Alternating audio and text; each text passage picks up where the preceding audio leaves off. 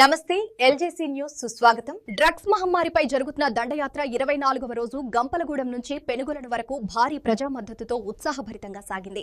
యువతలో చైతన్యం కలిగిస్తూ డ్రగ్స్ కు ఎన్నో, జీవితానికి ఎస్ అనే నినాదాలతో నిర్వహించిన ఈ అవగాహన ర్యాలీ మార్గమధ్యంలోని గ్రామాలన్నింటిలో సందేశ జ్యోతి వెలిగించింది. డ్రగ్స్ నిర్మూలనకు ప్రజల భాగస్వామ్యం కీలకమని నిర్వాహకులు తెలిపారు. మనందరికీ తెలిసి ఒక సామెత ఉండిద్ది, మొక్కై వంగనేది. కాబట్టి స్టూడెంట్ లైఫ్ లోనే మనం మంచి నిర్ణయాలు తీసుకున్నట్లయితే ఆటోమేటిక్ గా పైకి వచ్చేటప్పటికి మీరందరూ మంచి స్థాయిలోకి వస్తారండి. ఆ ఉద్దేశంతో ఇక్కడ ఈ కార్యక్రమాన్ని పెట్టబోతున్నాం. తర్వాత అందరికీ తెలిసిందే, ఇది జనవరి 27న మొదలైంది. మార్చి 1 వరకు ఈ సైకిల్ యాత్ర అనేది కొనసాగుతుందండి. ఇంచుమించు 510 కిలోమీటర్లు ప్రయాణం, అలాగే 35 రోజులుగా చేయడం జరుగుతుందండి. దీనికి సంబంధించి ప్రతి గ్రామం, ప్రతి పట్టణం కూడా మన మేడం వాళ్ళు తిరుగుతూ ఉంటారు సైకిల్ పైన.